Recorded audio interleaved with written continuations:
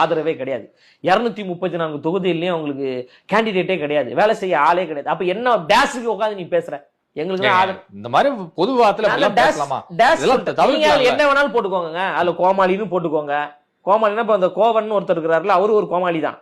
இல்ல ஒரு சோசியலிஸ்டான லயலாமணி அவர்கள் இப்படி பேசுறாரா? என்ன சோசியலிஸ்ட்? சோசியலிஸ்டா இருக்கக்கூடிய லயலாமணி இப்படி பேசலாம்? நான் அப்படிதான் பேசுவாங்க. நீங்க சோசியலிஸ்டா நடந்துக்கிட்டீங்களா?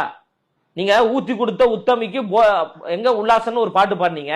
மூடு டாஸ்மார்க்க மூடுன்னு நீங்க பாடின இதே வாயி ஏன் ஊத்தி கொடுத்த உத்தமர் ஸ்டாலின் அவர்கள் ஏன் நீங்க பாடல? கள்ளக்குறிச்சியில 70 பேர் செத்தாங்களே கள்ளச்சாராயம் குடிச்சு, அது குறித்து அந்த கோவன் வாய் திறந்து பேசல? திமுக நிகழ்ச்சியில பீர் பாட்டில் அடுக்கி வைக்கிறாங்களா, அது குறித்து அந்த கோவன் வாய் திறந்து பேசல? ஏன் உதயநிதி ஸ்டாலின் அவர்கள் நடிகையோடு டான்ஸ் ஆடினாரு, அப்ப பேச வேண்டியதானே? அப்பெல்லாம் பேசாம இப்ப வந்து அவர் தனி விமானத்துல போறாரு, நடிகையோடு போறாரு. அவர் உழைத்து சம்பாதித்தாரியா? 30 வருஷமா கஷ்டப்பட்டு சம்பாதித்த அவர் போறாரு பிளைட்ல. உனக்கு என்ன? நீ போ. என்ன சோசியல் ஆக்டிவிஸ்ட்? என்ன கோவம் என்ன பண்ணிட்டாரு சொல்லுங்க? அந்த டேஷ்ல நீங்க என்ன வேணாலும் போட்டுக்கோங்கன்ற. நீங்க ஆபாசமா போனா ஆபாசமா போட்டுக்கோங்க, நல்லதா போட்டா நல்லதா போட்டுக்கோங்க. உங்க வார்த்தைகள் தாங்க தீர்மானிக்குது நான் சரியா பேசணுமா தப்பா பேசணுமான்னு.